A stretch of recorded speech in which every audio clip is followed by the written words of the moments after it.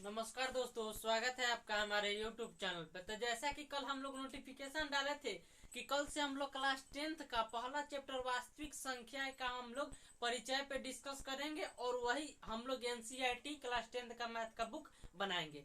तो हम लोगों का उसमें पहला चैप्टर है वास्तविक संख्या है। तो हम लोगों की वास्तविक संख्या आती है तो हम लोग एकदम डीपली से पढ़ेंगे। इसमें सबसे पहले हम लोगों को बेसिक जानकारी पता होनी चाहिए कि क्या होता है, तो वही बेसिक जानकारी हम लोग लेकर आ जाए हैं। ठीक है, पहला वीडियो में तो हम लोगों का होता है वास्तविक संख्या है। तो सबसे पहले आप लोग संख्या जानते हैं क्या होती है। तो कोई भी वस्तु को हम लोग गिनने में जिस संख्या का प्रयोग करते हैं वही को हम लोग क्या कहते हैं, संख्या कहते हैं। ठीक है, एकदम बारीकी से समझते जाइए आप लोग और वीडियो को अंत तक देखिएगा। और ये एकदम बेसिक सी चीज है, ये आप लोगों को जानना एकदम जरूरी है क्योंकि इसी सब का प्रयोग होता है। ठीक है, एकदम आप लोग वीडियो को अंत तक देखिए, बहुत ही मजा आएगा। तो हम लोगों की संख्या ऐसा कोई नहीं बताएगा, ये परिचय जो है ना ऐसा कोई नहीं बताएगा। 9th-10th में पढ़ाने वाले कोई टीचर ऐसा नहीं बताते हैं। हम लोगों की है संख्या, नंबर। तो सबसे पहले आप लोग जान लीजिए कि नंबर जो संख्या है ना वो दो प्रकार की होती है। एक होती है आप लोगों की काल्पनिक संख्या है, इमेजिनरी नंबर, ये हम लोग 11th-12th में पढ़ेंगे। और दूसरी होती है हम लोग की वास्तविक संख्या है, रियल नंबर, जो कि हम लोग पढ़ेंगे अभी। अब आप लोग ये जब वास्तविक संख्या पढ़िएगा, यही संख्या का नहीं एक प्रकार है वास्तविक संख्या और एक काल्पनिक संख्या है। तो काल्पनिक संख्या हम लोग 11th-12th में पढ़ेंगे और ये हम लोगों का है वास्तविक संख्या। अब वास्तविक संख्या में देखिए हम लोग क्या पढ़ेंगे, चैप्टर का नाम तो वास्तविक संख्या यही ना है। अब इसमें क्या क्या चीज पढ़ना है वो देखिए। तो हम लोग इसके अंदर प्राकृतिक संख्या के बारे में जानेंगे। पूर्ण संख्या आप लोग बहुत सारे बच्चों को ये सब पता नहीं होगा, लेकिन हम एकदम बेसिक से लेकर चल रहे हैं, जीरो से लेकर हीरो तक। जिस भी बच्चा को अगर कोई भी डाउट हो तो बोलिएगा, एकदम जीरो से हम पढ़ा रहे हैं। पूर्ण संख्या, सम संख्या, विषम संख्या, परिमेय संख्या, परिमेय संख्या, जो भी संख्या है वो हम लोगों को वास्तविक संख्या में ही पढ़ना है। तो हम लोग चलिए शुरुआत करते हैं। तो सबसे पहले हम लोगों का एक नंबर में यहाँ पे हो जाएगा क्या, प्राकृतिक संख्या, जिसे हम लोग नेचुरल नंबर भी कहते हैं इंग्लिश में। अब आप लोग देखिएगा प्राकृतिक संख्या को आप लोग इंग्लिश में भी जान जाइए, नेचुरल नंबर ये हर जगह यूज होती है, केवल 10th में नहीं, कंपटीशन के एग्जाम में भी ये सब एकदम जरूरी है।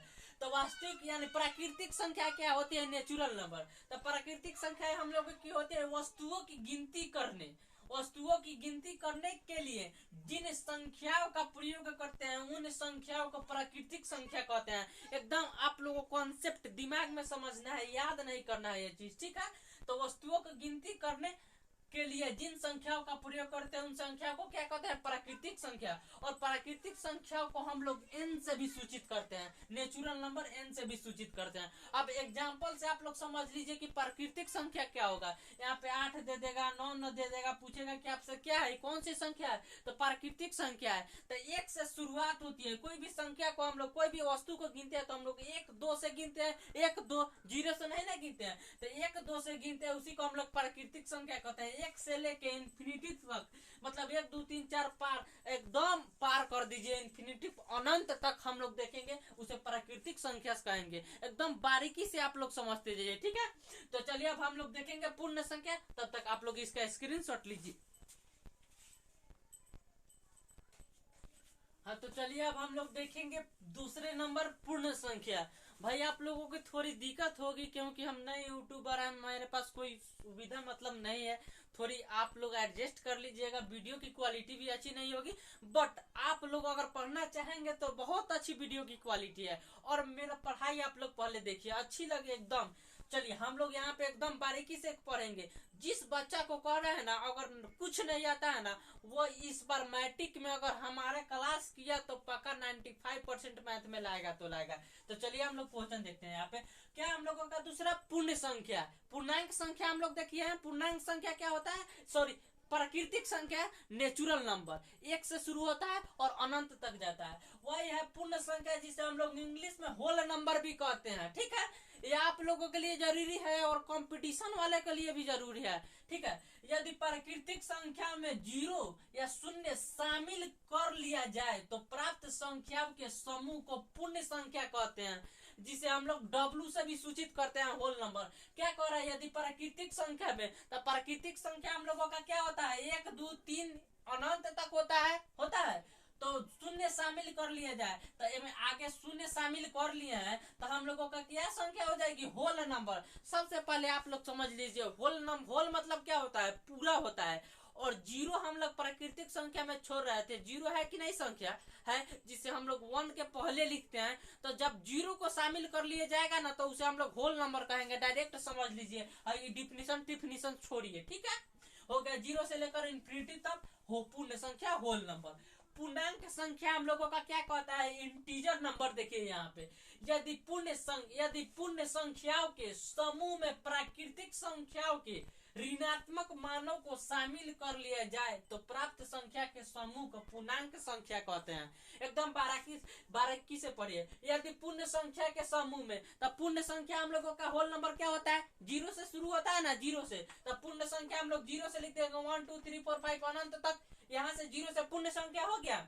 यदि पूर्ण संख्याओं के ऋणात्मक मानों को शामिल कर लिया जाए, मान लीजिए कि आप लोगों को ऋणात्मक धनात्मक नहीं आता है, तो सबसे पहले आप लोग देख लीजिए, ऋणात्मक मतलब माइनस होता है और धनात्मक मतलब आपका पॉजिटिव चार्ज होता है। ऋणात्मक धनात्मक, निगेटिव पॉजिटिव, प्लस चार्ज ऋणात्मक मतलब माइनस। तो संख्या के ऋणात्मक मानों को शामिल कर लिया जाए, मतलब माइनस वाले संख्याओं को शामिल कर लिया जाए, तो जो भी प्राप्त संख्या हम लोगों का होगा ना, वो क्या होगा, इंटीजर नंबर होगा, पूर्णांक संख्या होगा।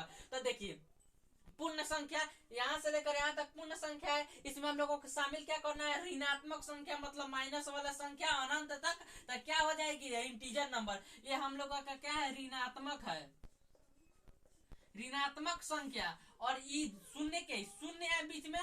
देखिए, शून्य के दाहिने साइड पॉजिटिव, बाएं साइड निगेटिव रहेगा अनंत तक, उसे हम लोग पूर्णांक संख्या कहते हैं। ये क्या है, धनात्मक है, पॉजिटिव है, ठीक है, धनात्मक है, पॉजिटिव। देखिए, पूर्णांक संख्या क्या होगा कि शून्य से दाहिने साइड जो भी संख्या धनात्मक होगी और बाएं साइड ऋणात्मक होगी, उसे हम लोग पूर्णांक संख्या कहते हैं। आप लोग एकदम अच्छा समझ लिए होंगे। तो चलिए अब हम लोग अगले पे बढ़ेंगे, तब तक आप लोग इसका स्क्रीनशॉट लेते जाइए। हाँ, तो चलिए अब हम लोग अगला देखेंगे, सम संख्या। ये सब आप लोगों को पता होगा, लेकिन जब हम लाइन बाय लाइन पढ़ा रहे हैं तो सम संख्या के बारे में बताएंगे, टोटल, जिसे हम लोग इवेन नंबर भी कहते हैं। सम संख्या क्या होते हैं, इवेन नंबर। जिन संख्याओं के इकाई स्थान पर क्या दिखे, शून्य दिखे या 2 दिखे या 4 दिखे या 6 दिखे या 8 दिखे, वो क्या होती है, सम संख्या होती है। ऐसे तो आप लोग जानते हैं कि 0 2 4 6 8 सम संख्या है, बट आप लोगों को यहाँ पे 4 8 3 2 दे दे, लास्ट में 2 दिखा, इकाई स्थान यही ना है, इकाई दहाई सैकड़ा हजार, इकाई स्थान पे 2 है। एग्जाम्पल देखिए, मान लीजिए यहाँ पे 39 दिखा, आप लोग बताइए सम संख्या है कि नहीं। तो इकाई स्थान पे 9 है, इसमें 9 नहीं है, तो क्या है, ये एक विषम संख्या है। अब देखिए, सम संख्या आप लोग पहचानने का ट्रिक जान गए। 2 4 6 8 इकाई स्थान पे हो, कितनी भी बड़ी संख्या दे दे, सम संख्या पूछे, जिसके इकाई स्थान पर 0 2 4 6 8 हो, वो सम संख्या होती है, जिसे हम लोग इंग्लिश में इवेन नंबर भी कहते हैं। दूसरा हम लोगों का आता है विषम संख्या, जिसे हम लोग क्या, सम संख्याओं को छोड़कर शेष बचती है, उसे हम लोग विषम संख्या कहते हैं। आप एकदम सब कुछ छोड़ दीजिए, मान लीजिए कि जो भी सम संख्या होगा ना, उसे आप लोग छोड़ देंगे। मान लीजिए यहाँ पे एग्जांपल में आप लोगों को क्या, 1 3 5 7 9, 2 4 6 8 है, नहीं है, बड़ा सा एग्जांपल, 2 3 5, इकाई स्थान पे 5 है, सम संख्या में इकाई स्थान पे 5 बोल रहे हैं, नहीं, तो ये विषम संख्या हो जाएगी। वही 4 2 4 8 रहे, इकाई स्थान पे 8 है, तो ये सम संख्या हो जाएगी, तो विषम संख्या नहीं हो सकती है, ठीक है। तो इकाई स्थान पे देखेंगे, अगर सम संख्या रहेगी तो वो विषम संख्या नहीं होगी। अगर इकाई स्थान पे 2 4 6 अगर 8 नहीं रहे, तो वो टोटली संख्या हम लोगों की क्या हो जाती है, विषम संख्या हो जाती है, ठीक है। अब छठा हम लोग देखेंगे अभाज्य संख्या। ये बहुत ही बड़ा एग्जांपल, बहुत अच्छा क्वेश्चन है, अभाज्य संख्या, ठीक है, इसे हम लोग देखेंगे, ठीक है। अभाज्य संख्या क्या होती है, हम लोगों की वैसी प्राकृतिक संख्या है, वैसी प्राकृतिक संख्या जो एक अथवा स्वयं से विभाजित हो जाती है, उसे हम लोग अभाज्य संख्या कहते हैं। अब देखिए, प्राकृतिक संख्या की बात हुई है, प्राकृतिक संख्या हम लोगों की कैसे शुरू होती है, 1 से लेकर यहाँ पे इन्फिनिटी तक। तो 1 मतलब हम लोगों का क्या है, 3 5 7। अब 1 में आप लोग 1 से भाग कीजिएगा, क्या हो जाएगी, क्या कर रहा है, 1 से अथवा स्वयं से भाग लगे, वही अभाज्य संख्या होती है हम लोगों की प्राइम नंबर। इसे अभाज्य संख्या को सबसे पहले आप लोग जान लीजिए रूढ़ संख्या भी कहते हैं, प्राइम नंबर। 3 हो गया, 3 में 1 से भाग लगेगी, 1 3 3 और स्वयं 3 से लगेगी और किसी से नहीं लगेगी। 5 हो गया, 7 हो गया, 13 हो गया, 13 में 1 से ही और 13 से लगेगी, 1 से लग रही है और स्वयं 13 से लग रही है, किसी और से लग रही है नहीं लग रही है, ये अभाज्य संख्या है। 31 हो गया, 31 में भी 1 से लगेगी और दूसरा क्या सिर्फ 31 से ही लगेगी, यही हम लोग का अभाज्य संख्या है। ठीक है, तो चलिए आज हम लोग इतना ही रहने देंगे, क्योंकि ज्यादा वीडियो लॉन्ग हो जाता है तो आप लोग देखना पसंद नहीं करते हैं। ठीक है, तो चलिए इसके बाद ये अभाज्य संख्या के बाद जितनी भी संख्या बची उसे हम लोग कल लेंगे पार्ट 2 में।